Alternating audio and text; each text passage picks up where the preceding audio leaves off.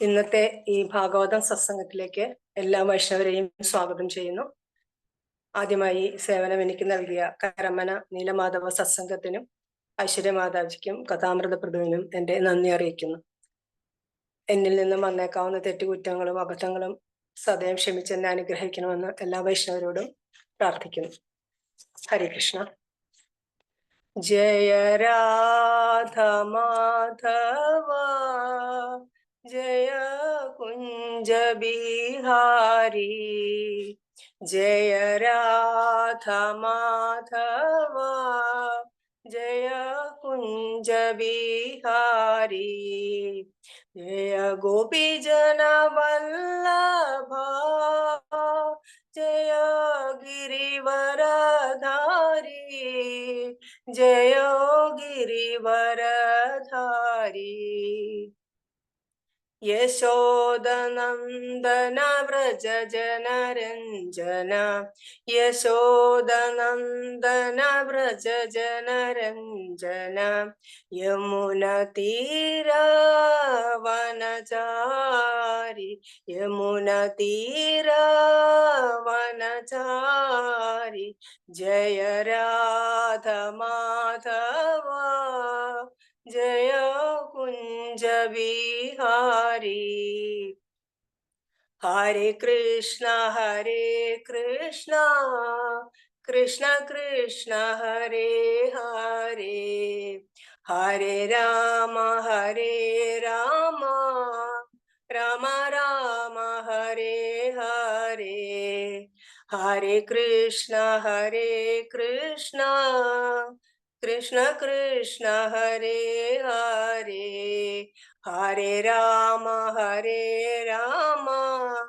രാമ രാമ ഹരേ ഹരേ ജയ രാധാ മാധവ് ജയ രാധാ മാധവ് രാധാ മാധവ് ജയ രാധാ മാധവ് ജയ കൃഷ്ണ ബലറാം ജയ കൃഷ്ണ ബലറാം കൃഷ്ണ ബലറാം ജയ കൃഷ്ണ ബലറാം ജയ ജഗന്നാഥ ജയ ബലദേവാ ജയ സുഭദ്രമയീ ജയ സുദർശന ജയ ഗൗരനിതായ് ജയ ഗൗരനിതായ് ഗൗരനിതായ് ജയ ഗൗരനിതായ് ജയ നരസിംഹദേവ് ജയ നരസിംഹദേവ് നരസിംഹദേവ് ജയ നരസിംഹദേവ് ജയ പഞ്ചതത്വ ജയ പഞ്ചതത്വ പഞ്ചതത്വ ജയ പഞ്ചതത്വ ജയ പ്രഭുപദ ജയ പ്രഭുപദ പ്രഭുപദ ജയ പ്രഭുപദ ജയ ഗുരുദേവാ ജയ ഗുരുദേവാ ഗുരുദേവാ ജയ ഗുരുദേവാ നിതായ ഗൗര ഹരി ബോൾ ഹരി ബോൾ ഹരി ബോൾ നിതായ ഗൗര ഹരി ബോൾ. ശ്രീല പ്രഭുപാദ് കി ജയ്, ശ്രീല ഗുരുദേവ് കി ജയ്, അനന്തകോടി വൈഷ്ണവവൃന്ദ കി ജയ്. ആദ്യമായി എന്റെ ആധ്യാത്മിക ഗുരുവായ ഹിസ് ജയ പതാക സ്വാമി ഗുരുമഹാരാജിന്റെ പാതാരവിന്ദങ്ങളിൽ എന്റെ സാദര പ്രണാമങ്ങൾ അർപ്പിക്കുന്നു. കൃഷ്ണാവബോധത്തിൽ എന്നെ ഇവിടെ വരെ എത്തിച്ച എന്റെ എല്ലാ ശിക്ഷാഗുരുക്കന്മാരുടെയും പാദങ്ങളിൽ നമസ്കരിക്കുന്നു. ഇവിടെ സന്നിഹിതരായിരിക്കുന്ന എല്ലാ വൈഷ്ണവർക്കും ഞാൻ വിനീതമായ പ്രണാമങ്ങൾ അർപ്പിക്കുന്നു. ശരിയായ കാര്യങ്ങൾ ശരിയായ രീതിയിൽ എന്നിൽ നിന്ന് വരുന്നതിനായി എല്ലാവരുടെയും അനുഗ്രഹത്തിനായി പ്രാർത്ഥിക്കുന്നു. നമോ വിഷ്ണുപാദായ കൃഷ്ണപ്രേഷ്ഠായ ഭൂതലേ ശ്രീമതേ ജയ പതാക സ്വാമിൻ ഇതി നാമിനെ നമാചാര്യപാദായ നിതായ കൃപാപ്രദായിനെ ഗൗരകഥാധാമധായ നഗരഗ്രാമധാരിണെ നമോ വിഷ്ണുപാദായ കൃഷ്ണപ്രേഷ്ഠായ ഭൂതലേ ശ്രീമതേ ഭക്തിവേദാന്ത സ്വാമിൻ ഇതി നാമിനെ നമസ്തേ സരസ്വതീ ദേവി ഗൗരവാണി പ്രചാരിണെ നിർവിശേഷ ശൂന്യവാദി പാശ്ചാത്യ ദേശതാരിണെ जय श्री कृष्ण चैतन्य प्रभु नित्यानंद श्री अद्वैत गदाधर श्रीवासादि गौर भक्त वृंद हरे कृष्णा कृष्ण कृष्ण हरे हरे हरे राम राम राम हरे हरे. ओम नमो भगवते वासुदेवाय. ओम नमो ഭഗവതേ വാസുദേവായ. ഓം നമോ ഭഗവതേ വാസുദേവായ. നാരായണം നമസ്കൃത്യം നരം ചൈവ നരോത്തമം ദേവീം സരസ്വതീം വ്യാസം തതോ ജയമുദിരേത്. നഷ്ടപ്രായേഷു അഭദ്രേഷു നിത്യം ഭാഗവത സേവയ ഭഗവതി ഉത്തമ ശ്ലോകേ ഭക്തിർഭവതി നൈഷ്ഠികി. മൂകം കരോതി വാചാലം പങ്കം ലംഘയതേ ഗിരിം യത്കൃപാതമഹം വന്ദേ ശ്രീഗുരും ദീനതാരിണം പരമാനന്ദമാധവം ശ്രീചൈതന്യമീശ്വരം. ഹരേ കൃഷ്ണ. ശ്രീമദ് ഭാഗവതം 1-ാം സ്കന്ധം 6-ാം അധ്യായം 11-ാമത്തെ ശ്ലോകം. സ്ഥിതാൻ ജനപദാംസ്തത്ര പുരഗ്രാമവ്രജാകരാൻ ഖേടഖർവടവാടീശ്ച വനാന്യുപവനാനി ച. സ്ഥിതാൻ ജനപദാംസ്തത്ര പുരഗ്രാമവ്രജാകരാൻ ഖേടഖർവടവാടീശ്ച വനാന്യുപവനാനി ച. സ്ഥിതാൻ ജനപദാംസ്തത്ര പുരഗ്രാമവ്രജാകരാൻ ഖേടഖർവടവാടീശ്ച വനാന്യുപവനാനി ച.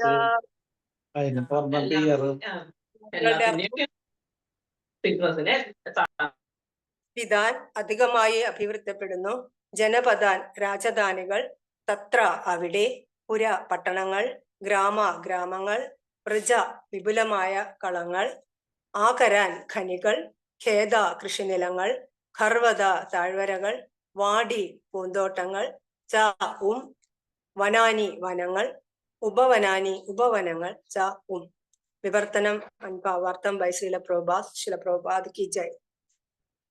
പ്രയാണമാർഗെ ഞാൻ നിരവധി നഗരങ്ങൾ, ഗ്രാമങ്ങൾ, മൃഗങ്ങൾ, ഖനികൾ, കൃഷിനിലങ്ങൾ, താഴ്വാരങ്ങൾ, പൂന്തോട്ടങ്ങൾ, വനങ്ങൾ, ഉപവനങ്ങൾ എന്നിവ തരണം ചെയ്തു. ആവർത്തം. കൃഷി, ഖനനം, മൃഗപരിപാലനം, വ്യവസായം, പൂന്തോട്ടം തുടങ്ങിയവയിലൊക്കെ മനുഷ്യന്റെ പ്രവർത്തനങ്ങൾ ഇപ്പോഴുള്ള അതേ തോതിൽ വർത്തമാന സൃഷ്ടിക്ക് മുമ്പ് തന്നെ നിലവിലുണ്ടായിരുന്നു. മാത്രവുമല്ല, പുനർസൃഷ്ടിയിലും ഇതേ പ്രവർത്തനങ്ങൾ ഇതേപോലെ തന്നെ നിലനിൽക്കുകയും ചെയ്യും. ദശലക്ഷക്കണക്കിന് വർഷങ്ങൾക്കു ശേഷം പ്രകൃതി നിയമത്താൽ ഒരു സൃഷ്ടി സംഭവ്യമാകുന്നു. ഇതേ പ്രകാരത്തിൽ പ്രപഞ്ച ചരിത്രം പ്രായോഗികമായി ആവർത്തിക്കപ്പെടുന്നു. ജീവിതത്തിന്റെ മർമ്മപ്രധാനമായ ആവശ്യകതകളെ അന്വേഷിക്കാതെ ലൗകികവാദികൾ പുരാവസ്തു ഖനനങ്ങളിൽ സമയം പാഴാക്കുന്നു. ആത്മീയ ജീവിതത്തിൽ പ്രചോദിതനായ ശേഷം ശ്രീ നാരദമുനി ഒരു പിഞ്ചുബാലനായിരുന്നിട്ട് പോലും നഗരങ്ങളും ഗ്രാമങ്ങളും ഖനികളും വ്യവസായശാലകളും ഒക്കെ സന്ദർശിച്ചുവെങ്കിൽ തന്നെയും സാമ്പത്തിക പുരോഗതിക്കായി ഒറ്റ നിമിഷം പോലും പാഴാക്കിയില്ല. പുരോഗമനപരമായ ആത്മീയ സ്വതന്ത്രാവസ്ഥയിലേക്ക് അദ്ദേഹം അവിരാമം അവിഛിന്നമായി പ്രവർത്തിച്ചു. ദശലക്ഷം വർഷങ്ങൾക്ക് മുമ്പ് നടന്ന ചരിത്ര ആവർത്തനമാണ് ശ്രീമദ് ഭാഗവതം. ഇതിൽ പ്രാപിച്ചിരിക്കുന്നത് പോലെ ഈ അതീന്ദ്രിയ സാഹിത്യത്തിൽ ചരിത്രത്തിലെ അതീവ പ്രാധാന്യമുള്ള സംഭവങ്ങളെ മാത്രമേ ശേഖരിച്ച് രേഖപ്പെടുത്തിയിട്ടുള്ളൂ. ഹരികൃഷ്ണ.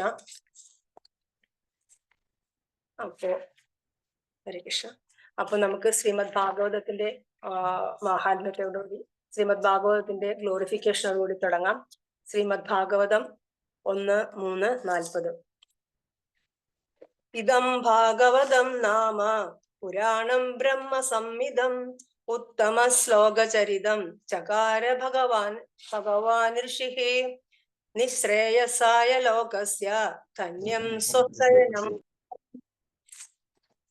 ശ്രീമദ് ഭാഗവതം ഭഗവാന്റെ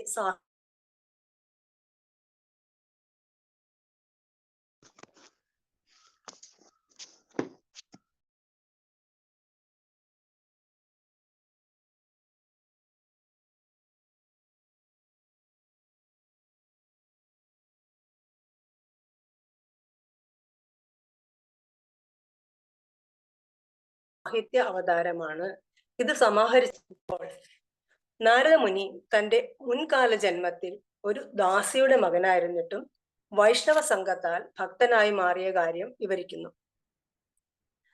മഹാഭാഗവതരായ ഭക്തി വേദാന്തികളുടെ സംഘം ലഭിക്കുകയും അവരിൽ നിന്ന് ഭക്തിയുടെ സേവനത്തെക്കുറിച്ച് ഗുഹ്യതമമായ അതീവ രഹസ്യമായ അറിവ് നേടുകയും ചെയ്ത ശേഷം അവർ പഠിപ്പിച്ച കാര്യങ്ങൾ അദ്ദേഹം പിന്തുടരാൻ തുടങ്ങി. പിന്നീട് ഭഗവത് ഇച്ഛാശക്തിയാൽ ഭൗതിക ലോകത്ത് അവന്റെ ഏക ആശ്രയമായിരുന്ന അവന്റെ അമ്മ അപ്രതീക്ഷിതമായി ഒരു സർപ്പത്തിന്റെ കടിയേറ്റ് ശരീരം ഉപേക്ഷിച്ചു. ഭഗവാൻ കൃഷ്ണനെ മാത്രം ആശ്രയിക്കാൻ വേണ്ടിയുള്ള ഭഗവാന്റെ പ്രത്യേക കാരുണ്യമായി അതിനെ ആ ബാലൻ സ്വീകരിച്ചു. അതിനുശേഷം അവൻ ഉത്തരദിശയിലേക്ക് യാത്ര തുടങ്ങി. ഇതിനു മുൻപുള്ള ശ്ലോകങ്ങളിൽ അവൻ തന്റെ അമ്മയെ പൂർണ്ണമായി ആശ്രയിക്കുകയും ഒരു ബ്രാഹ്മണ കുലത്തിൽ വസിക്കുകയും ചെയ്തതിനാൽ അവന് ലോകമോ അതിന്റെ വിവിധ ഭൂരൂപങ്ങളോ അനുഭവങ്ങളോ ഇല്ലായിരുന്നുവെന്ന് സൂചിപ്പിച്ചിരിക്കുന്നു. എന്നാൽ ആ കുട്ടി ഭക്തിവേദാന്തികളെ കണ്ടിരുന്നു. അവർ എപ്പോഴും യാത്ര ചെയ്യുകയായിരുന്നു. ചാതുർമാസങ്ങളിൽ മാത്രം ചില സ്ഥലങ്ങളിൽ അവർ താമസിച്ചു. അങ്ങനെ അവൻ അവരെ പോലെ തന്റെ ആത്മീയ മോചനത്തിനായി യാത്ര തുടങ്ങി. ആ യാത്രയിൽ നിരവധി മഹാനഗരങ്ങൾ, പട്ടണങ്ങൾ, ഗ്രാമങ്ങൾ, മൃഗഫാമുകൾ, ഖനികൾ, കൃഷിഭൂമികൾ, താഴ്വരകൾ, പൂന്തോട്ടങ്ങൾ, പ്രകൃതി വനങ്ങൾ എന്നിവയിലൂടെ ആ കുട്ടി കടന്നുപോയി. അവൻ പലതരത്തിലുള്ള സ്ഥലങ്ങളെയും ആളുകളെയും കണ്ടു. എന്നാൽ അവയിലൊന്നിലും ആകൃഷ്ടനാവുകയോ ശ്രദ്ധ വ്യതിചലിക്കുകയോ ചെയ്യില്ല. നമുക്കറിയാം, 5 വയസ്സുള്ള എത്രത്തോളം ശ്രദ്ധയായിട്ട് അറിയാവുന്നതാണ്. എന്ത് കണ്ടാലും അത് നോക്കി നിൽക്കും, അതിലേക്ക് ചെയ്യുന്ന ഒരു പ്രായമാണ് 5 വയസ്സായ കുട്ടികളുടേത്. അപ്പോ ഈ കുട്ടി അങ്ങനെ ഒന്നും ആയിരുന്നില്ല. അവൻ എല്ലാം ഭഗവാന്റെ ഊർജത്തിന്റെ പ്രകടനങ്ങളായി കണ്ടു. ഇനി യാത്രയിൽ പോകുന്ന ആത്മീയ അന്വേഷകരുടെ സമാനമായ ഉദാഹരണങ്ങള് നമ്മുടെ ഗ്രന്ഥങ്ങളിൽ, അതായത് തിരുവെഴുത്തുകളിൽ കാണാവുന്നതാണ്. ഭൗതികവാദികൾ സ്ഥലങ്ങൾ പര്യവേഷണം ചെയ്യാനും അറിവ് ശേഖരിക്കാനും വ്യത്യസ്തമായ കാഴ്ചകൾ, ഗന്ധങ്ങൾ, ഭക്ഷണം മുതലായവയിലൂടെ അവരുടെ ഇന്ദ്രിയ ആസ്വാദനത്തിനും യാത്ര തുടരുന്നു. അത് അവരുടെ മനസ്സിന് വിശാല വീക്ഷണവും ബുദ്ധിശക്തിക്ക് അനുഭവജ്ഞാനവും ലഭിക്കാൻ സഹായിക്കുന്നു. എന്നാൽ ആ യാത്രകളിൽ നിന്ന് അവർ ഒരിക്കലും ആത്മീയ പ്രയോജനം തേടുന്നില്ല. എന്നാൽ ആത്മീയ അന്വേഷികൾക്കും അതീന്ദ്രിയവാദികൾക്കും അവരുടെ യാത്രകളിൽ വ്യത്യസ്തമായ ദൗത്യമുണ്ട്. ശുകദേവ ഗോസ്വാമിയെ കുറിച്ച് നമ്മൾ കേട്ടിട്ടുണ്ട്. അദ്ദേഹം ഒരു മുക്താത്മാവായിരുന്നു. അദ്ദേഹം ചുറ്റുമുള്ള ആളുകളെയോ പ്രകൃതിയെയോ ശ്രദ്ധിക്കുന്നില്ല. നിരപരാധികളായ ജനങ്ങൾക്ക് ആധ്യാത്മിക ജ്ഞാനം നൽകാനായിരുന്നു അദ്ദേഹത്തിന്റെ യാത്ര. പരീക്ഷിത് മഹാരാജാവിന് അദ്ദേഹം നൽകിയ സേവനത്തിലൂടെ ഭാഗവത കഥ ആദ്യമായി പരസ്യമായി ചർച്ച ചെയ്യപ്പെട്ടു. അതുപോലെ ജഡഭരതൻ, അദ്ദേഹം ബാഹ്യമായി എങ്ങനെ മൂകനായിരുന്നു, എന്നാൽ രഘുഗണ മഹാരാജാവിന് ആത്മീയ ഉപദേശം നൽകുകയും ഇന്ദ്രിയ സംതൃപ്തിയിൽ മുഴുകിയ ഭൗതികവാദിയായ രാജാവിൽ നിന്ന് അദ്ദേഹത്തെ ഒരു വൈഷ്ണവനായി മാറ്റുകയും ചെയ്തു.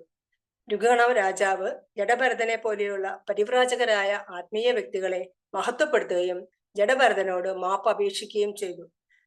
അങ്ങനെ ചെയ്യുന്ന ശ്ലോകം ശ്രീമദ് ഭാഗവതം 5:13-23. നമേ മഹത്വസ്തു നമ ശിശുഭ്യോ നമോ യുവാഭ്യോ നമ ആവുദുഭ്യാം യേ ബ്രഹ്മണഗാം അവധൂതലിംഗാസ് ചരന്തി തേഭ്യ ശിവമസ്തു രാജ്ഞാം. കുട്ടികളായും യുവാക്കളായും അവധൂതന്മാരായും ഈ ഭൂതലത്തിൽ സഞ്ചരിക്കുന്ന മഹാവ്യക്തിത്വങ്ങൾക്ക് ഞാൻ ആദരവോടെ പ്രണാമം അർപ്പിക്കുന്നു. അവർ പലതരത്തിൽ വേഷത്തിൽ പ്രച്ഛന്നരായിരുന്നാലും അവർക്കെല്ലാം എൻ്റെ ആദരവർപ്പിക്കുന്നു. അവരുടെ കാരുണ്യത്താൽ അവരെ എപ്പോഴും ദ്രോഹിക്കുന്ന രാജവംശങ്ങൾക്ക് ഭാഗ്യമുണ്ടാകട്ടെ. അങ്ങനെ അതീന്ദ്രിയമായി സ്ഥിതി ചെയ്യുന്നവർ യാത്ര ചെയ്യുമ്പോൾ അവർ തങ്ങൾക്കും ലോകത്തിലുള്ള മറ്റുള്ളവർക്കും പ്രയോജനം ചെയ്യുന്നു. അത് എങ്ങനെ പ്രയോജനപ്പെടുന്നുവെന്ന് നമുക്ക് നോക്കാം. അത്തരം യാത്രകൾ ശ്രീകൃഷ്ണനിലുള്ള അവരുടെ വിശ്വാസം വർദ്ധിപ്പിക്കുന്നു. രണ്ടാമതായി, അത് അവരുടെ മനസ്സിനെ ശക്തമാക്കുന്നു. മൂന്നാമതായി, ഭഗവാനെ പൂർണ്ണമായി ആശ്രയിച്ചുകൊണ്ട് ഭഗവാന്റെ പാദപത്മങ്ങളിൽ കൂടുതൽ ആസക്തി ഉണ്ടാകുന്നതിനാൽ അവർ നിർഭയരാകുന്നു, അതായത് അഭയം. ഇനി നാലാമതായി, കൃഷ്ണനുമായി ബന്ധപ്പെട്ട് എല്ലാം കാണുന്നതിനാൽ അവരുടെ എല്ലാ ഭൗതിക ബന്ധങ്ങളും ഇല്ലാതാകുന്നു. അഞ്ചാമതായി അവർ ജീവദയ പ്രകടിപ്പിക്കുന്നു. എല്ലാ ജീവജാലങ്ങളോടും കരുണ കാണിക്കുന്നു. ആറാമതായി അവർ നിരപരാധികളായ അജ്ഞരായ ജനങ്ങൾക്ക് ഭഗവാൻ കൃഷ്ണന്റെ സന്ദേശം പകർന്നു നൽകുകയും പ്രചരിപ്പിക്കുകയും ചെയ്യുന്നു. നമുക്കറിയാം, ശില പ്രഭുപാദർ യാത്ര ചെയ്തിരുന്നപ്പോൾ അദ്ദേഹത്തിന് പല സ്ഥലത്തും പലതരത്തിലുള്ള ബുദ്ധിമുട്ടുകളും ഉണ്ടായിരുന്നു. പക്ഷേ അതൊന്നും അദ്ദേഹത്തിന് ഒരു തടസ്സമായിരുന്നില്ല. അദ്ദേഹം അങ്ങനെ കണക്കാക്കിയിരുന്നില്ല. ഒരു അസൗകര്യമായി പോലും അദ്ദേഹം കണക്കാക്കിയിരുന്നില്ല. എപ്പോഴും എങ്ങനെ ഭഗവാന്റെ സേവനത്തിനായി സമയം വിനിയോഗിക്കാം എന്ന് മാത്രമേ അദ്ദേഹം ചിന്തിച്ചിരുന്നുള്ളൂ. ഉദാഹരണത്തിന്, ഇപ്പോൾ നമ്മൾ കേട്ടുകൊണ്ടിരിക്കുന്ന പ്രഭുപാദ് ലീലാമൃതത്തിൽ ഭുവനേശ്വർ എപ്പിസോഡാണ് ഇപ്പോൾ നമ്മൾ കേട്ടുകൊണ്ടിരിക്കുന്നത്. അതിൽ ആ സമയത്ത് പ്രഭുപാദിന് ലോകമെമ്പാടുമായി മനോഹരമായ ക്ഷേത്രങ്ങളും കൊട്ടാരങ്ങൾ പോലെയുള്ള കൊട്ടാരങ്ങൾ തന്നെ ഉണ്ടായിരുന്നു. ഇസ്കോണിന്റെ സ്വന്തമായിട്ട് ഭൗതികമായി നല്ല സമ്പത്തുണ്ടെന്ന് പറയാവുന്ന ഒരു അവസ്ഥയായിരുന്നു. പക്ഷെ പ്രഭുപാദ് അതൊന്നും തൻ്റേതെന്ന് കരുതിയില്ല. എല്ലാം ഭഗവാന്റെ ആണെന്നും എന്ന് കരുതി അങ്ങനെയുള്ള സമയത്തും ഭുവനേശ്വറിൽ ഗൗർഗോവിന്ദ സ്വാമി മഹാരാജിന്റെ അടുത്ത് പ്രീച്ചിങ്ങിനായി ചെന്നപ്പോൾ വളരെ പരിമിതമായ സൗകര്യങ്ങളെ ഉണ്ടായിരുന്നുള്ളൂ. 2 മൺകുടിലുകളാണ് അവിടെ ഉണ്ടായിരുന്നത്. വൈദ്യുതി പോലും പ്രഭുപാദ് ചെന്നപ്പോഴാണ് കിട്ടിയത്. എന്നിട്ടും താൻ ഇത്ര വലിയ ഒരു ആഗോള പ്രസ്ഥാനത്തിന്റെ നേതാവാണെന്നോ തനിക്ക് സൗകര്യങ്ങൾ മതിയാവില്ല എന്നോ കൂടുതൽ സൗകര്യങ്ങൾ വേണമെന്നോ ഒന്നും അദ്ദേഹത്തിന് ഉണ്ടായിരുന്നില്ല. സൗകര്യങ്ങളെല്ലാം ഉള്ളതും ഇല്ലാത്തതും എങ്ങനെ ഭഗവാന്റെ സേവനത്തിനായി നന്നായി വിനിയോഗിക്കാൻ പറ്റുമോ അങ്ങനെയാണ് അദ്ദേഹം ചെയ്തത്. പുറമേ കാണുന്നതിൽ ഒന്നും ആകൃഷ്ടനാവുകയോ എന്തെങ്കിലും അതിന് വേണമെന്നോ തോന്നുകയോ ഒന്നും ചെയ്യാത്ത മഹത് വ്യക്തിത്വമായിരുന്നു ശ്രീല പ്രഭുപാദ്. എല്ലാ സമ്പത്തും സൗകര്യങ്ങളും ഭഗവാന്റെ സേവനത്തിനായി വിനിയോഗിക്കണമെന്ന് അദ്ദേഹം എല്ലാവരെയും പഠിപ്പിച്ചു കൊടുക്കുകയും ചെയ്തു.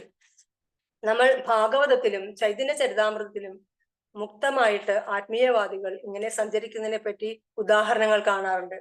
ശുകദേവ ഗോസ്വാമിയുടെ യാത്ര ചെയ്യുന്നതിനെ കുറിച്ച് നമ്മൾ പറയുന്നു. അദ്ദേഹത്തിന് ബാഹ്യമായി ഒന്നും തന്നെ അദ്ദേഹത്തെ സ്വാധീനിച്ചിരുന്നില്ല. അദ്ദേഹം വസ്ത്രം പോലും ധരിക്കാതെയാണ് നടന്നിരുന്നത്. സ്ത്രീയോ പുരുഷനോ ഒരു വ്യത്യാസവും അദ്ദേഹത്തിന് ഉണ്ടായിരുന്നില്ല. ആളുകളെ ആത്മീയ കാര്യങ്ങൾ ഉദ്ബോധിപ്പിക്കുന്നതിനെ കുറിച്ചുള്ള സംഭാഷണങ്ങൾ മാത്രമേ അദ്ദേഹം നടത്തിയിരുന്നുള്ളൂ. ഇത് മുൻപ് സൂചിപ്പിച്ചതാണ്. അതുപോലെ ജഡഭരതനും പുറമെ മന്ദനും ഭ്രാന്തനും ഒക്കെ തോന്നിയിരുന്നെങ്കിലും അദ്ദേഹം ഒരു ഉത്കൃഷ്ടമായ ആത്മീയ സ്ഥിതിയിലായിരുന്നു. ഒരു പ്രത്യേക സന്ദർഭത്തിൽ രഘുഗണ മഹാരാജാവിനെ ഉപദേശിക്കാൻ ഇടയാവുകയും അദ്ദേഹം ഒരു സാധാരണ വ്യക്തിയല്ല എന്ന് രഘുഗണ മഹാരാജാവിന് മനസ്സിലാവുകയും അദ്ദേഹത്തിൽ നിന്നും ആത്മീയ ജ്ഞാനം സ്വീകരിക്കുകയും ചെയ്തു. താൻ അപരാധം ചെയ്തു എന്ന് തോന്നിയത് കൊണ്ട് രഘുഗണ രാജാവ് മാപ്പേക്ഷിക്കുകയും ഒക്കെ ചെയ്തു. ആ ശ്ലോകം നേരത്തെ പറഞ്ഞതാണ്. ഇനി ചൈതന്യ മഹാപ്രഭുവിന്റെ ലീലകളിൽ അദ്ദേഹം സന്യാസം സ്വീകരിച്ചതിന് ശേഷം ഇതുപോലെ പര്യടനം നടത്തിയിരുന്നു. പുറമെ നോക്കുമ്പോൾ അവർ ഇങ്ങനെയുള്ള സന്യാസികൾ ക്ഷേത്രങ്ങളിലും തീർത്ഥാടന കേന്ദ്രങ്ങളിലുമാണ് പോകുന്നതെന്ന് നമുക്ക് തോന്നുമെങ്കിലും ഈ ഭക്തന്മാർ തീർത്ഥാടന കേന്ദ്രങ്ങളിൽ ചെല്ലുമ്പോൾ എന്താണ് സംഭവിക്കുന്നതെന്ന് ഭാഗവതത്തിൽ പറയുന്നുണ്ട്. തീർത്ഥി കുർവന്തി തീർത്ഥാനം, അവരുടെ പാദസ്പർശം കൊണ്ട് ആ തീർത്ഥാടന സ്ഥലങ്ങളിൽ പല കാലങ്ങളായി എല്ലാവരും വന്ന് നിക്ഷേപിച്ചു പോകുന്ന പാപങ്ങൾ നീങ്ങി അവ ശുദ്ധീകരിക്കപ്പെടുന്നു. ഭക്തന്മാരും വൈഷ്ണവരും ചെല്ലുമ്പോൾ തീർത്ഥങ്ങളുടെയും തീർത്ഥാടന കേന്ദ്രങ്ങളുടെയും വിശുദ്ധി തിരിച്ചു കിട്ടുന്നു. ചൈതന്യ മഹാപ്രഭു അങ്ങനെ യാത്ര ചെയ്യുമ്പോൾ എല്ലാവരിലേക്കും നാമജപം എത്തിക്കാനുള്ള പ്രയത്നങ്ങൾ ചെയ്തിരുന്നു. അദ്ദേഹത്തിനെ കാണുന്ന മാത്രയിൽ തന്നെ പലരുടെയും മനസ്സിൽ പരിവർത്തനം വരികയും ഭഗവാന്റെ നാമം ഉച്ചരിക്കാൻ തുടങ്ങുകയും ചെയ്ത പല ലീലകളും നമുക്ക് അറിയാവുന്നതാണ്.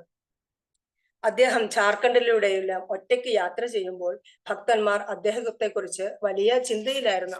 അവർക്ക് വലിയ വിഷമമുണ്ടായിരുന്നു. അപ്പോ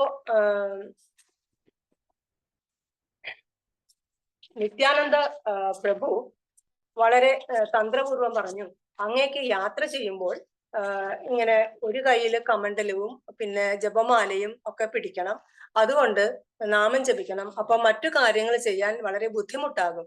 അതുകൊണ്ട് വെള്ളത്തിന്റെ പാത്രം പിടിക്കാനായിട്ട് ഒരാളെ കൂടെ അയക്കാമെന്ന് പറഞ്ഞ് സമ്മതിപ്പിച്ചു. അങ്ങനെ മഹാപ്രഭുവിന്റെ കൂടെ ഒരു ഭക്തനെ അയച്ചു. പക്ഷെ യാത്രാ മധ്യേ ആ ഭക്തൻ എന്തെങ്കിലുമൊക്കെ സേവനം ചെയ്തു കൊടുക്കുമ്പോൾ അതൊരിക്കലും ഒരു സന്യാസിക്ക് ചേർന്നതല്ല എന്ന് പറഞ്ഞ് അദ്ദേഹം അവരെ വഴക്ക് പറയുമായിരുന്നു. ചൈതന്യ ലീലയിൽ അതുപോലെ ഗോവിന്ദദാസ് എന്ന് പറയുന്ന ഒരു ഭക്തൻ ചൈതന്യ മഹാപ്രഭുവിന്റെ പേഴ്സണൽ സെർവന്റായി ഉണ്ടായിരുന്നു. അദ്ദേഹം മഹാപ്രഭു എന്തെങ്കിലും പലതരത്തിലുള്ള ഭക്ഷണങ്ങളോ അല്ലെങ്കിൽ ഭക്ഷണം അധികമായി കഴിക്കുകയോ അങ്ങനെ ദഹനത്തിന് പ്രശ്നമുണ്ടാകുമ്പോൾ പച്ചമരുന്നുകൾ ചേർത്ത് ഹരിതകി എന്ന പച്ചമരുന്ന് ഉണ്ടാക്കി കൊടുക്കുമായിരുന്നു.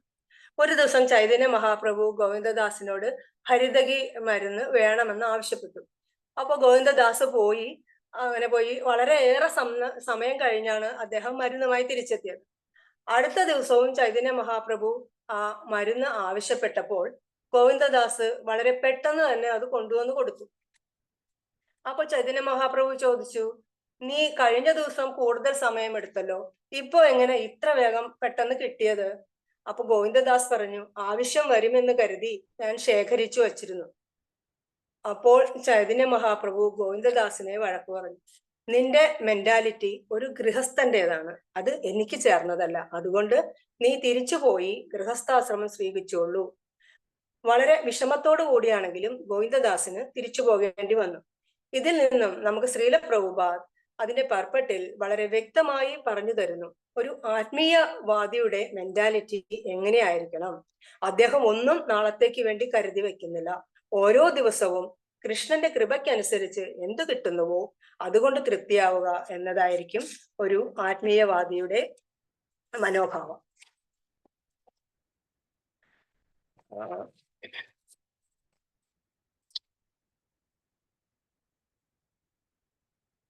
ഇനി നാം ആത്മീയ പാതയിലായിരിക്കുകയും ഭൗതികമായ വ്യതിചലനത്താൽ നയിക്കപ്പെടുകയും ചെയ്താൽ എന്താണ് സംഭവിക്കുക എന്ന് നോക്കാം.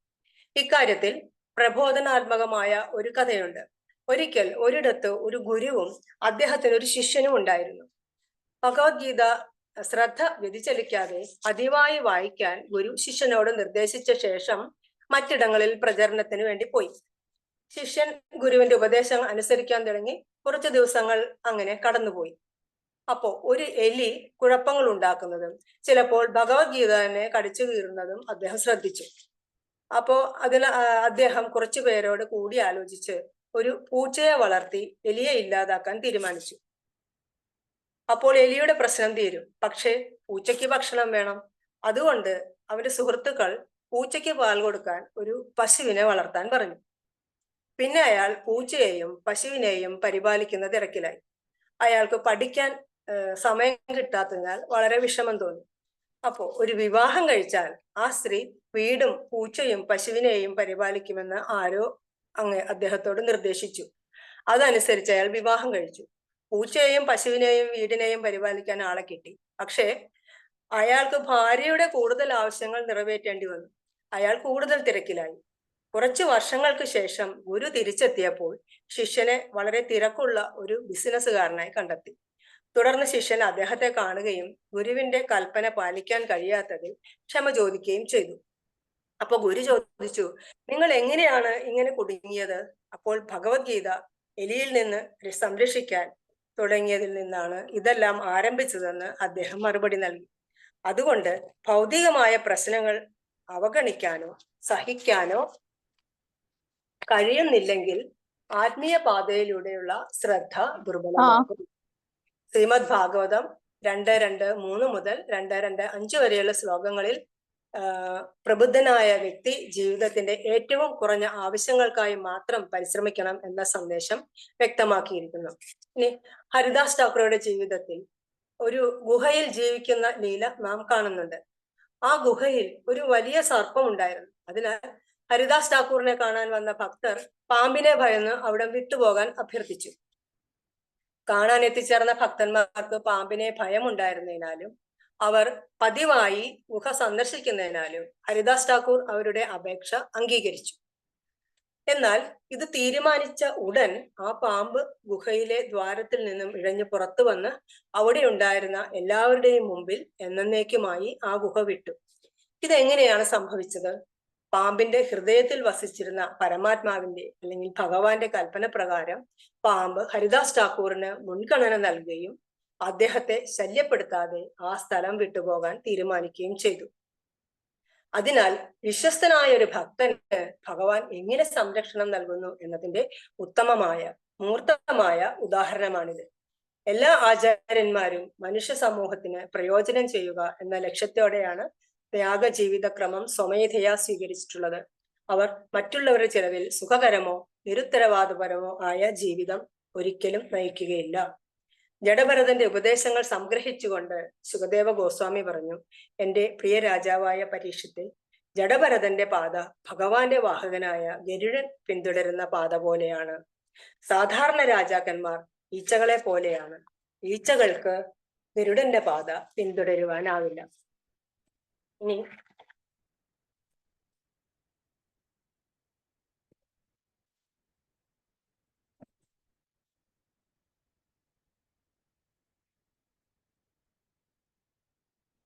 ഓരോ കൽപ്പങ്ങളിലും ഭൗതിക പ്രകൃതി എന്നുള്ളത് ശരിക്കും ഒരു സൈക്ലിക് ഓപ്പറേഷൻ ആണ്, ഇങ്ങനെ ആവർത്തിച്ചുകൊണ്ടിരിക്കുന്നു. കാലത്തിന്റെ ഒരു നിശ്ചിതമായ ക്രമത്തിൽ സൃഷ്ടി, സ്ഥിതി, പ്രളയം എന്നിവ സംഭവിച്ചുകൊണ്ടേയിരിക്കുന്നു. ഇതിനെക്കുറിച്ച് ശ്രീമദ് ഭഗവത്ഗീതയിൽ 9.7, 9.8 എന്നുള്ള ശ്ലോകങ്ങളിൽ പറയുന്നുണ്ട്. സർവഭൂതാനി കൗന്ദേയ പ്രകൃതിം യാന്തി മാമികാം കൽപക്ഷയേ പുനഃസ്ഥാനി കൽപാഭവിസൃജാമ്യഹം.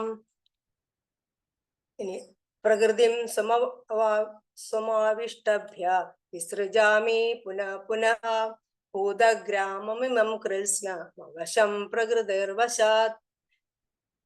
കുന്തിപുത്ര, ഓരോ കൽപ്പത്തിന്റെയും അവസാനത്തിൽ ഈ ഭൗതിക ആവിർഭാവങ്ങളെല്ലാം എന്നിൽ പ്രവേശിക്കുന്നു.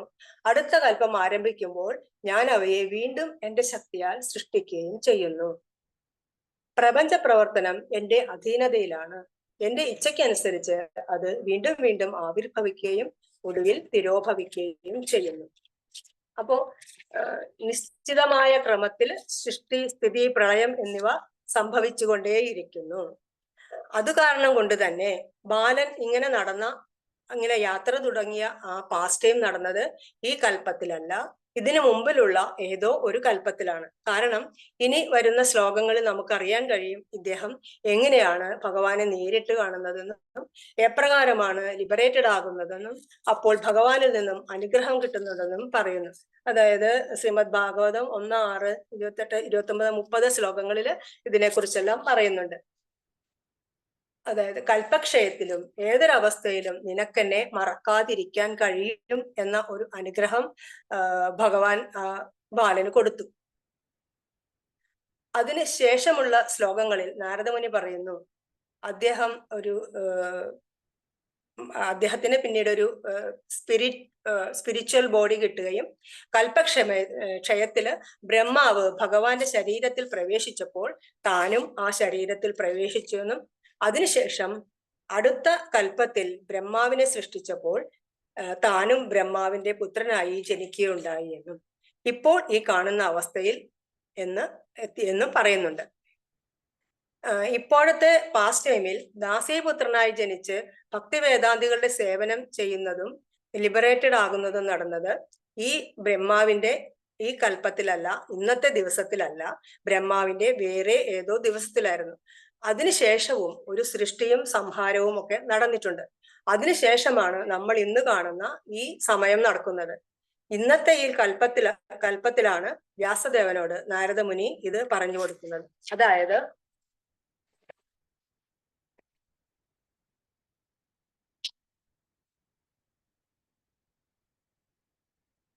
കലിയുഗത്തിന് 5000 വർഷങ്ങൾക്ക് മുൻപ് മഹാഭാരത യുദ്ധം കഴിഞ്ഞ് ശ്രീമദ് ഭാഗവതം തുടങ്ങിയതെന്ന് പറയുന്നു. നാരദ മഹർഷി കുട്ടിയായിരുന്ന കൽപ്പത്തിലും നാരദ മഹർഷി ഇന്നത്തെ കൽപ്പത്തിലും പ്രകൃതി ഇതുപോലെ തന്നെയായിരുന്നു. അതിന് വ്യത്യാസങ്ങളൊന്നും ഉണ്ടായിരുന്നില്ല. നഗരങ്ങളും കാടുകളും മേടുകളും ഖനികളും മൃഗഫാമുകളും നന്നായുള്ള മനുഷ്യ സമൂഹങ്ങളും വ്യവസായങ്ങളും എല്ലാം ഉണ്ടായിരുന്നു. നമ്മൾ വിചാരിക്കുന്നത് നമ്മൾ ഇപ്പോൾ പുരോഗമിച്ചുകൊണ്ടിരിക്കുകയാണ് ടെക്നോളജി കൊണ്ട്, ഇതിനു മുൻപ് ശിലായുഗമായിരുന്നു, ഇതൊന്നും ഉണ്ടായിരുന്നില്ല എന്നൊക്കെയാണ്. അങ്ങനെയുള്ള വാദങ്ങളൊക്കെ തെറ്റാണ്. എല്ലാ കാലങ്ങളിലും ഇതൊക്കെ ഉണ്ടായിരുന്നു. സൃഷ്ടിസ്ഥിതി സംഹാരങ്ങളൊക്കെ ഓരോ ചക്രത്തിന്റെയും സൈക്കിളിന്റെയും മുറയ്ക്കനുസരിച്ച് മനുഷ്യരുടെ ജീവിതക്രമങ്ങളും മനുഷ്യരുടെ ധർമ്മങ്ങളും അന്നും ഇന്നും ഉണ്ടായിരുന്നു. പുതിയ കാര്യങ്ങളൊന്നും അല്ല. അതുകൊണ്ട് തന്നെ ആ കുട്ടി ആ വക കാര്യങ്ങളൊന്നും തന്നെ ആകൃഷ്ടനായില്ല. എല്ലാം ഭഗവാന്റെ ശക്തിയിൽ പ്രവർത്തിക്കുന്ന അനേകം കാര്യങ്ങളാണ് എന്ന് മാത്രമേ ആ കുട്ടിക്ക് തോന്നിയുള്ളൂ. അതുകൊണ്ട് തന്നെ ഒന്നിനും അവന്റെ ശ്രദ്ധയെ വ്യതിചലിപ്പിക്കാൻ കഴിഞ്ഞില്ല.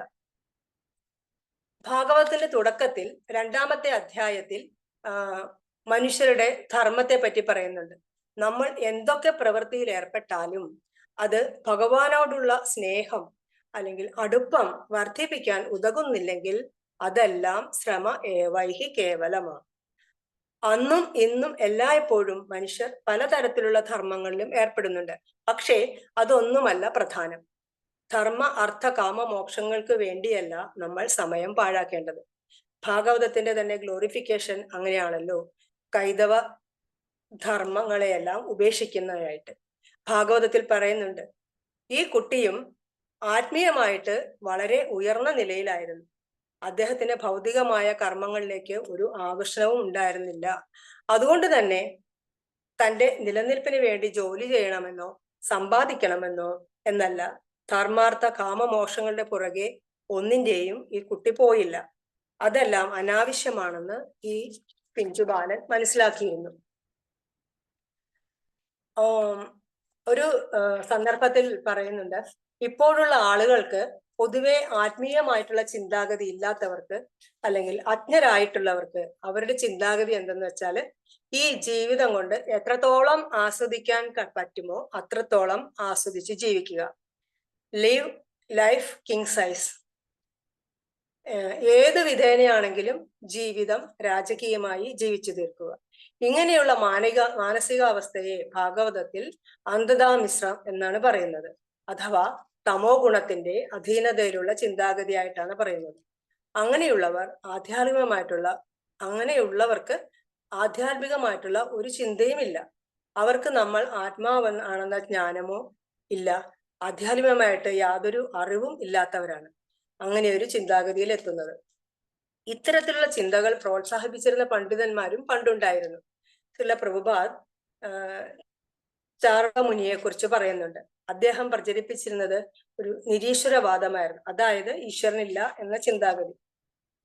അദ്ദേഹം പറയുന്നു, ഋണം കൃത്വ ഘൃതം പിബേത് യാവത് ജീവേത് സുഖം ജീവേത് ഭസ്മീഭൂത ദേഹസ്യ കുതഃ പുനർ ആഗമന ഭവേ. അദ്ദേഹത്തിന്റെ തിയറി, ഒരാൾ ജീവിക്കുന്നിടത്തോളം കാലം എത്ര നെയ്യ് കഴിക്കാമോ അത്രയും കഴിക്കുക, കടം എടുത്തിട്ടായാലും നെയ്യ് കഴിക്കണം എന്ന് പറഞ്ഞാൽ ഇന്ത്യയിലെ പലതരത്തിലുള്ള ഭക്ഷണ പദാർത്ഥങ്ങളും ഒരു ബേസിക് ഇൻഗ്രീഡിയന്റ് നെയ്യ് അല്ലെങ്കിൽ വെണ്ണയാണ്. അപ്പൊ എല്ലാവരും നല്ല ഭക്ഷണം ആസ്വദിക്കാൻ ഇഷ്ടപ്പെടുന്നത് കൊണ്ട് ചർവാകമുനി പറയുന്നു, എത്രത്തോളം നെയ്യ് കഴിക്കാമോ അത്രത്തെയും കഴിക്കൂ, അത്രത്തോളം ആസ്വദിക്കൂ. ഇനി ഒരാൾക്ക് പൈസ ഇല്ലെങ്കിലോ? അപ്പോൾ പറയുന്നു, ഇരന്നിട്ടോ കടം വാങ്ങിയിട്ടോ മോഷ്ടിച്ചിട്ടോ ആസ്വദിക്കാം.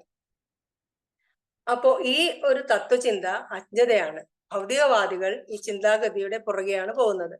ചില പ്രഭുപാദരുടെ കൃപ കൊണ്ട് നമുക്കറിയാം, ഭഗവത്ഗീതയിൽ 2:20 തഥാ ദേഹാന്തര പ്രാപ്തി, അതായത് നമ്മുടെ ശരീരം തീർന്നാലും നമ്മുടെ കർമ്മങ്ങൾക്കനുസരിച്ച് നമുക്ക് മറ്റൊരു ശരീരം ലഭിക്കുമെന്ന്. ആത്മാവ് ശാശ്വതമാണ്, അതിന് മരണമില്ല, അതോടുകൂടി നമ്മൾ ഇല്ലാതാകുന്നില്ല. അങ്ങനെയുള്ള അറിവ്, നമ്മുടെ ശാശ്വതമായ നിലനിൽപ്പ് എന്നൊരു കാര്യം ഉണ്ടെന്നറിയുമ്പോഴാണ് അതിലേക്ക് വേണ്ടി എന്താണ് ചെയ്യേണ്ടതെന്ന് നമ്മൾ ആലോചിക്കുന്നതും അതിലേക്ക് വേണ്ടിയുള്ള പ്രവർത്തനങ്ങളിൽ ഏർപ്പെടുന്നതും. ഭക്തിയുത സേവനം, നൈഷ്കർമ്മ്യം എന്നിവയുടെ മാഹാത്മ്യവും ആവശ്യതയും ഒക്കെ നമ്മൾ മനസ്സിലാക്കുന്നത് അപ്പോഴാണ്. ഇനി മനുഷ്യ ജീവിതത്തിന്റെ ലക്ഷ്യം എന്ന് പറയുന്നത് ആത്മസാക്ഷാത്കാരമാണ്, അല്ലാതെ വെറുതെയുള്ള ഇന്ദ്രിയ ആസ്വാദനമല്ല എന്ന് ഈ കുട്ടിക്ക് വ്യക്തമായി അറിയാമായിരുന്നു. ആ ബാലന്റെ ഒരു പ്രത്യേക ക്വാളിറ്റി ആയിട്ട് ഇവിടെ പറയുന്നത് ഒരു നിമിഷം പോലും അനാവശ്യമായി പാഴാക്കി കളഞ്ഞിട്ടില്ല എന്ന്. അവ്യർത്ഥ കാലത്വം, അതായത് ആത്മീയമായിട്ട് പുരോഗതി പ്രാപിച്ചിട്ടുള്ള ഒരാളുടെ ലക്ഷണമാണ് അവ്യർത്ഥ കാലത്വം എന്ന് പറയുന്നത്. അതായത് ഒരു നിമിഷം പോലും ഭഗവാന്റെ സേവനത്തിലല്ലാതെ മറ്റു കാര്യങ്ങൾക്കായി അവർ വിനിയോഗിക്കുന്നില്ല. പിന്നെ ഈ ശ്ലോകത്തിന്റെ അവസാനത്തിൽ പറയുന്നു, ഭാഗവതം പുരാണം എന്ന് പറയുന്നത് ചരിത്രങ്ങളുടെ ഒരു ആവർത്തനമാണ് എന്ന്. ഇത് നമുക്ക് ഭഗവത്ഗീതയിലൂടെ ഒക്കെ അറിയാം. എങ്ങനെയാണ് ഭൗതിക സൃഷ്ടി വീണ്ടും വീണ്ടും ഉണ്ടായിക്കൊണ്ടിരിക്കുന്നത്, എങ്ങനെയാണ് ഭഗവാന്റെ അവതാരങ്ങൾ ഓരോ കാലത്തിലും ഉണ്ടായിക്കൊണ്ടിരിക്കുന്നത് എന്നൊക്കെ നമുക്ക് ഈ ഗ്രന്ഥങ്ങളിലൂടെ മനസ്സിലാക്കാൻ സാധിക്കുന്നുണ്ട്. ബ്രഹ്മാവിന്റെ ഓരോ ദിവസത്തിലും 1000 ചതുർയുഗങ്ങളുടെ ഒരു കളക്ഷനാണുള്ളത്. ഒരു ദിവ്യയുഗം, അതായത് 4 യുഗങ്ങൾ ചേർന്നിട്ടുള്ള ഒരു കളക്ഷൻ. അതിനെ 1000 ദിവ്യയുഗങ്ങൾ ഉള്ള ഒരു കൽപ്പത്തിൽ 28ാമത്തെ ദിവ്യയുഗത്തിലാണ് ശ്രീകൃഷ്ണ ഭഗവാൻ അവതരിക്കുന്നത്. അദ്ദേഹത്തിന്റെ ലീലകൾ നടന്നത് അതുപോലെ ആ 28ാമത്തെ ദിവ്യയുഗത്തിലാണ്. അതുപോലെ ശ്രീകൃഷ്ണ ഭഗവാന്റെ അവതാരത്തിന് ശേഷമുള്ള കലിയുഗത്തിലാണ് ചൈതന്യ മഹാപ്രഭു അവതരിച്ചത്. അത്തരത്തിൽ വളരെ വിശേഷപ്പെട്ട ഒരു കലിയുഗത്തിലാണ് നമ്മളുള്ളത്. അതായത് ഒരു കൽപ്പത്തിൽ ഒരിക്കലേ ഇങ്ങനെ വരികയുള്ളൂ. ബാക്കി കാര്യങ്ങളെല്ലാം മുറ പോലെ ക്രമമായിട്ട് നടക്കും. ഈ ഒരു പ്രത്യേക അനുഗ്രഹം ഇപ്പോൾ മാത്രമേ ഉള്ളൂ. അടുത്ത ദിവ്യയുഗത്തിൽ പോലും ഇത് ഉണ്ടാകില്ല. അതുകൊണ്ട് ഈ കലിയുഗത്തിനെ ഒരു പ്രത്യേകം ഗോൾഡൻ ഏജ് അല്ലെങ്കിൽ സുവർണകാലം എന്നാണ് പറയുന്നത്. അതുകൊണ്ട് ശ്രീല വിശ്വനാഥൻ ചക്രവർത്തി ഠാക്കൂർ പറയുന്നത് കലിയുഗം പൊതുവേ ഇരുണ്ടതാണ്. പക്ഷേ ഒരു കലിയുഗത്തിന്റെ പ്രത്യേകത എന്ന് പറഞ്ഞാൽ ഒരു ബ്ലാക്ക് ബാക്ക്ഗ്രൗണ്ടിൽ ഇരിക്കുന്ന ഒരു ഡയമണ്ട്, ഒരു വജ്രം പോലെ. അത് കറുത്ത പ്രതലത്തിൽ ഇരിക്കുമ്പോൾ ആ വജ്രം വളരെ വലുതായിട്ട് ശോഭിക്കും. അപ്പോൾ അത്രത്തോളം ഉജ്ജ്വലമാണ്. ആ ഡയമണ്ട് എന്ന് പറയുന്നത് എന്താണ്? ചൈതന്യ മഹാപ്രഭുവിന്റെ കാരുണ്യമാണ് ആ ഡയമണ്ട്. ചൈതന്യ മഹാപ്രഭുവിന്റെയും അദ്ദേഹത്തിന്റെ ഫോളോവേഴ്സ് ആയിട്ടുള്ള നമ്മുടെ പരമ്പരയിൽ വരുന്ന ഗുരുക്കന്മാരുടെയും കാരുണ്യം കൂടുതലായിട്ട് വരുന്ന ഒരു യുഗമാണിത്. പിന്നെ ശ്രീമദ് ഭാഗവതത്തിന്റെ പ്രാധാന്യം. ശ്രീമദ് ഭാഗവതത്തിലും അനേകം കഥകളുണ്ട്. അത് ആവർത്തിച്ചു വരുന്ന കഥകളുമൊക്കെയാണ്. പുരാണങ്ങളുടെ ഒരു കമ്പൈലേഷൻ ആണ് ശ്രീമദ് ഭാഗവതം എന്ന് നമുക്കറിയാം.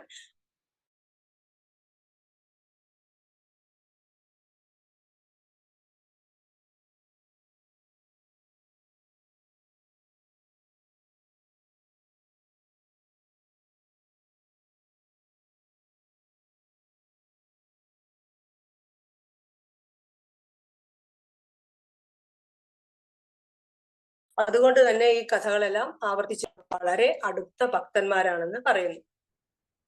നമ്മളും യഥാർത്ഥത്തിൽ ചൈതന്യ മഹാപ്രഭുവിന്റെ ലീലകളുടെ ഭാഗമാണെന്ന് ഗുരു മഹാരാജ് എപ്പോഴും പറയാറുണ്ട്.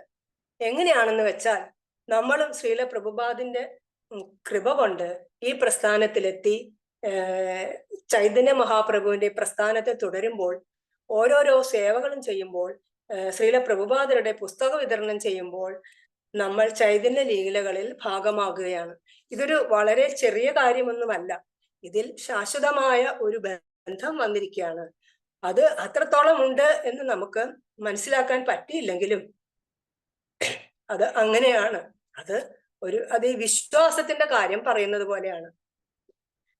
ഭഗവാൻ സുപ്രീം പേഴ്സണാലിറ്റി ഓഫ് ഗോഡ്ഹെഡ് ആണ് എന്ന് നമുക്ക് പൂർണ്ണമായ സാക്ഷാത്കാരം ഇല്ല. എങ്കിലും നമ്മൾ ആവർത്തിച്ച് പറഞ്ഞ് നമ്മൾ ആ വിശ്വാസം ഉണ്ടാക്കുന്നു. ശ്രീല പ്രഭുപാദരുടെ ഈ പ്രസ്ഥാനത്തിൽ സേവനം അനുഷ്ഠിക്കുമ്പോൾ, പുസ്തക വിതരണം ചെയ്യുമ്പോൾ ഒക്കെ നമ്മളും ചൈതന്യ ലീലയിൽ ഭാഗമാകുകയാണ്.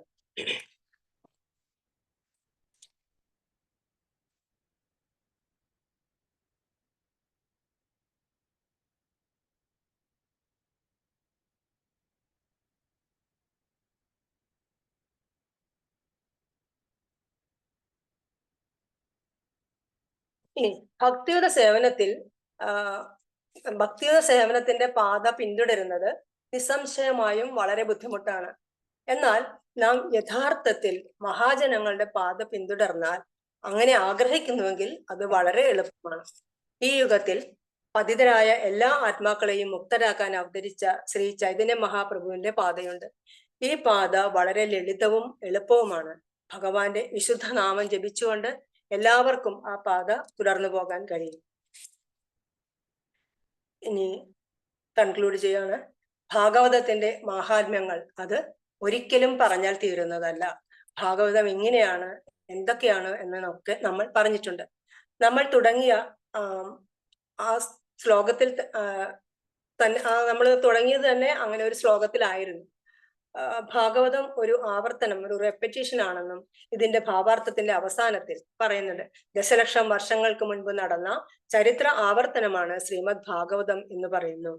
ഈ അതീന്ദ്രിയ സാഹിത്യത്തിൽ ചരിത്രത്തിലെ അതീവ പ്രാധാന്യമുള്ള സംഭവങ്ങളെ മാത്രമേ ശേഖരിച്ച് രേഖപ്പെടുത്തിയിട്ടുള്ളൂ. ഭാഗവതം ഇപ്പോൾ നമുക്ക് ഭൂമിയിൽ കിട്ടിയിരിക്കുന്നത് ഭാഗവതം ഒരു മിനിയേച്ചർ വേർഷൻ ആണ്. അതിൽ ഭഗവാന്റെ എല്ലാ ലീലകളും ഇല്ല, വളരെ സെലക്റ്റഡ് ആയിട്ടുള്ള ലീലകളെ അതിലുള്ളൂ എന്ന് പറയുന്നു. ആദ്യം ബ്രഹ്മദേവന് ലഭിച്ച 4 മൂലശ്ലോകങ്ങൾ ബ്രഹ്മാവ് നാരദനോട് വിവരിച്ചു. നാരദനോട് അത് കൂടുതൽ എക്സ്പാൻഡ് ചെയ്യാൻ പറഞ്ഞു. നാരദൻ വ്യാസദേവന് പകർന്നു കൊടുത്തപ്പോൾ അത് കൂടുതൽ വിപുലീകരിച്ചു. വ്യാസദേവൻ ശുകദേവ ഗോസ്വാമിക്ക് വിവരിച്ചു കൊടുക്കുമ്പോൾ അത് പിന്നെയും വിപുലീകരിച്ചു. അതുപോലെ ചൈതന്യ മഹാപ്രഭു ശ്രീല രൂപ ഗോസ്വാമിക്ക് ചുരുക്കത്തിൽ ഉപദേശിച്ചു കൊടുത്ത കാര്യങ്ങൾ, ആ അറിവ് പല ഗ്രന്ഥങ്ങളിലേക്കും അദ്ദേഹം വ്യാപിപ്പിച്ചു. അതാണ് അതീന്ദ്രിയമായ അറിവിന്റെ സവിശേഷത. ഓരോരുത്തരും അത് കേൾക്കുന്ന മാത്രയിൽ അവരുടെ പരിശുദ്ധി കൊണ്ട് അത് അവർക്ക് ദൃശ്യമാകുന്നു, അത് അവർക്ക് നേരിൽ കാണാൻ കഴിയുന്നു എന്നാണ് പറയുന്നത്. ശുകദേവ ഗോസ്വാമിയെ പോലുള്ള ഭക്തന്മാർക്ക് അതാണ് സംഭവിക്കുന്നത്. അതാണ് അവർ മറ്റുള്ളവർക്ക് വർണ്ണിച്ചു കൊടുക്കുന്നത്. ശ്രീമദ് ഭാഗവതം 4 ശ്ലോകങ്ങളിലോ അല്ലെങ്കിൽ 18,000 ശ്ലോകങ്ങളിലോ അല്ലെങ്കിൽ 100 കോടി ശ്ലോകങ്ങളിലോ വിവരിക്കാം. ആയാലും ഭാഗവതം തന്നെയാണ്. ഉന്നത ഗ്രഹങ്ങളിലുള്ള ഭാഗവതം എന്ന് പറഞ്ഞാൽ ബില്യൺസ് ഓഫ് ശ്ലോകാസ് ഉണ്ടെന്നാണ് പറയുന്നത്. അതിൽ ഉൾപ്പെടുത്തിയിരിക്കുന്ന ലീലകളുടെ വിശദാംശങ്ങളും കൂടുതലാണ്, ലീലകൾ കൂടുതലാണ്, അങ്ങനെ പല കാര്യങ്ങളും. എന്നിരുന്നാൽ തന്നെയും ഈ ഒരു പുസ്തകം മാത്രം മതി നമ്മുടെ മുക്തിക്ക്. കൃഷ്ണൻ തന്റെ ശക്തി നഷ്ടപ്പെടാതെ അനന്തമായി വലുതാകുന്നതും അല്ലെങ്കിൽ അനന്തമായി ചെറുതാകുന്നതും പോലെ ഭാഗവതവും ശക്തി നഷ്ടപ്പെടാതെ നിലകൊള്ളുന്നു. മറ്റൊരു ഗ്രന്ഥവും പഠിക്കാൻ സമയമില്ലെങ്കിലും ശ്രീമദ് ഭാഗവതം പഠിച്ചാൽ ഒരാൾക്ക് പൂർണ്ണത കൈവരിക്കാൻ കഴിയും എന്ന് പറയപ്പെടുന്നു.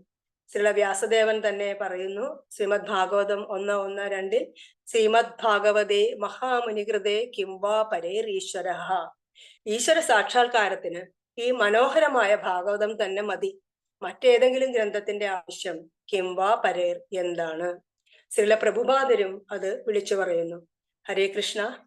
ഗ്രന്ഥരാജ് ശ്രീമദ് ഭാഗവതം കി ജയ്, ശ്രീല പ്രഭുപാദ് കി ജയ്, ശ്രീല ഗുരുദേവ് കി ജയ്, അനന്ത കോടി വൈഷ്ണവൃന്ദ കി ജയ്. ഹരേ കൃഷ്ണ. ഹരേ കൃഷ്ണ മാതാജി. ഹരേ കൃഷ്ണ മാതാജി. താങ്ക് യു മാതാജി. എന്തെങ്കിലും സംശയങ്ങളുണ്ടെങ്കിൽ ചോദിക്കാം. എനിക്ക്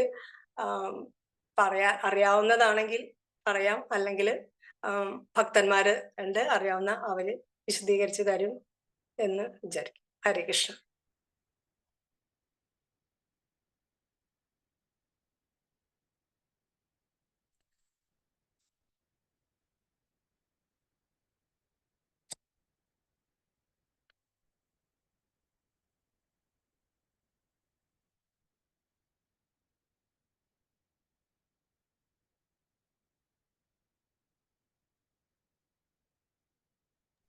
ഹരേ കൃഷ്ണ മാജി. വളരെ നന്ദി മാജി, വളരെ നന്നായിരുന്നു, നല്ല ക്ലാസ് ആയിരുന്നു. എല്ലാം വൈഷ്ണവരുടെയും കാര്യം. പിന്നെ പ്രഭു, ഞാൻ ഇന്നൊരു പകരക്കാരിയാണ്. എന്താണോ പറഞ്ഞു തന്നത് ഞാൻ അത് പറഞ്ഞതേ ഉള്ളൂ പ്രഭു. ഞാൻ പ്രത്യേകമായിട്ടൊന്നും ചെയ്തിട്ടില്ല. ഇനി അതങ്ങനെ പറയാൻ പറ്റിയത് നിങ്ങൾ വൈഷ്ണവരുടെ കൃപ, ഗുരുവിന്റെ കൃപ, ശിലപ്രഭുപാദരുടെ കൃപ. ഹരേ കൃഷ്ണ. നന്നായിരുന്നു മാജി, നല്ല ക്ലാസ് ആയിരുന്നു. ശരിക്കും നമ്മുടെ ഭാഗവതം നമ്മൾ ഒറ്റയ്ക്ക് വായിച്ച് പഠിക്കുന്നതിനേക്കാളും നമ്മൾ ഭക്തന്മാരെല്ലാവരും ഒരുമിച്ച് വന്ന് അവരവരുടെ റിയലൈസേഷൻ ഓരോ ശ്ലോകമായിട്ട് ഷെയർ ചെയ്യുമ്പോൾ നമുക്ക് ഒരുപാട് നല്ല പുതിയ പുതിയ അറിവുകൾ നമുക്ക് കിട്ടുന്നതാണ് മാതാജി. മാതാജിയുടെ ക്ലാസ്സിൽ ഒരുപാട് നല്ല നല്ല പോയിന്റ്സ് ഉണ്ടായിരുന്നു. ചാർവാക മഹർഷിയുടെ കാര്യവും മാതാജി പറഞ്ഞു. അതിന്റെ ഓപ്പോസിറ്റ് ആയിട്ട് ഭഗവത്ഗീതയിൽ പറഞ്ഞിരിക്കുന്ന ശ്ലോകം വെച്ച് അടുത്ത ജന്മം നമുക്കുണ്ട്, അതുകൊണ്ട് ഇതോടെ എല്ലാം തീരുന്നില്ല എന്നുള്ള ആ ഒരു ഇതൊക്കെ നല്ല റിയലൈസേഷൻ ആണ്. കർമ്മികൾ എല്ലാവരും ഈ പറഞ്ഞ പോളിസീസ് ആണ് ഫോളോ ചെയ്യുന്നത്. അപ്പൊ അവർക്ക് പറഞ്ഞു കൊടുക്കാൻ പറ്റുന്ന കറക്റ്റ് ഭഗവത്ഗീത ശ്ലോകമാണ് അടുത്ത ഇതോടുകൂടി എല്ലാം തീരുന്നില്ല. അപ്പൊ അത് മാതാജി ശ്രദ്ധയിൽ നല്ല രീതിയിൽ അത് പെടുത്തി. അതൊക്കെ നല്ല റിയലൈസേഷൻസ് ആണ്. നന്ദി മാതാജി, വളരെ സന്തോഷം. താങ്ക് യു മാതാജി. ഹരേ കൃഷ്ണ പ്രഭു, ഈ ഭാഗവതം ക്ലാസ് തന്നെ എനിക്ക് പറയുന്നത് ഒരു സുഹൃതമാണ്, ഏതായാലും ജന്മസുഹൃതം പോലത്തെ. കാരണം എല്ലാ ദിവസവും ഭാഗവതം നമുക്ക് കേൾക്കാനും വായിക്കാനും പറ്റുന്നുണ്ടല്ലോ.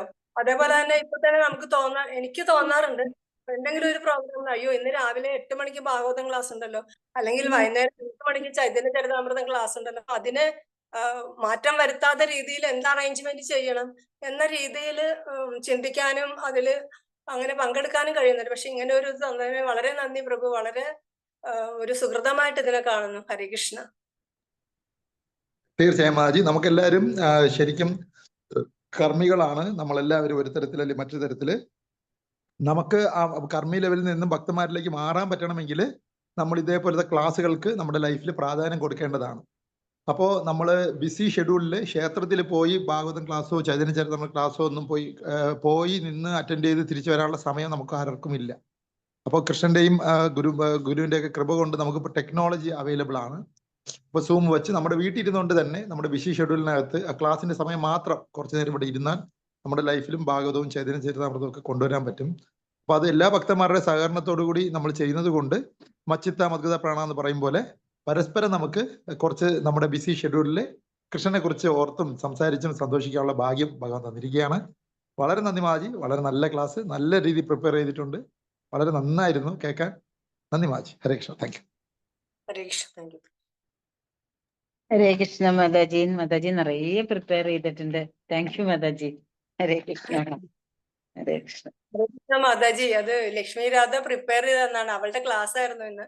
ഞാനത് പഠിച്ചു പറഞ്ഞു എന്ന് മാത്രമേ ഉള്ളൂ.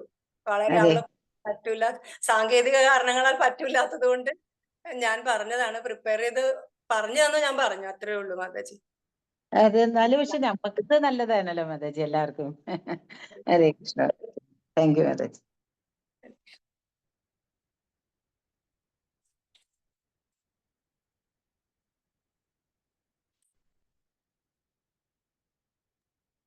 കൃഷ്ണ മാജി ക്ലോസ് ചെയ്യാം മാജി. ചെയ്യാം മാതാജി. ഹരേ കൃഷ്ണ. പതിതാനാം പാവനേഭ്യോ വൈഷ്ണവേഭ്യോ നമോ നമഃ. ശില പ്രഭുപാദ് കി ജയ്. ഹരേ കൃഷ്ണ. ഇന്ന് നമുക്ക് ചൈതന്യ ചരിതാമൃതം ക്ലാസ് 6:30 മണിക്കാണ്. അപ്പോ എല്ലാവരും ആ ടൈമിൽ കയറുക. നമ്മുടെ ആദിചന്ദ്ര പ്രഭുവും ദിവ്യശ്രീ മാജിക്കും ഭക്തിവേദാന്ത ക്ലാസ് ഉള്ളത് കൊണ്ട് ഫ്രൈഡേയും സാറ്റർഡേയും നമുക്ക് 6:30 to 7:15 ആണ് നമ്മുടെ ക്ലാസ്. അപ്പൊ എല്ലാവരും ആ സമയത്ത് ദയവായി കയറാൻ ശ്രമിക്കുക. ഹരേ കൃഷ്ണ മാജി. താങ്ക് യു മാജി. താങ്ക് യു എല്ലാ ഡിവോട്ടീസിനും പ്രണാം. ഹരേ കൃഷ്ണ.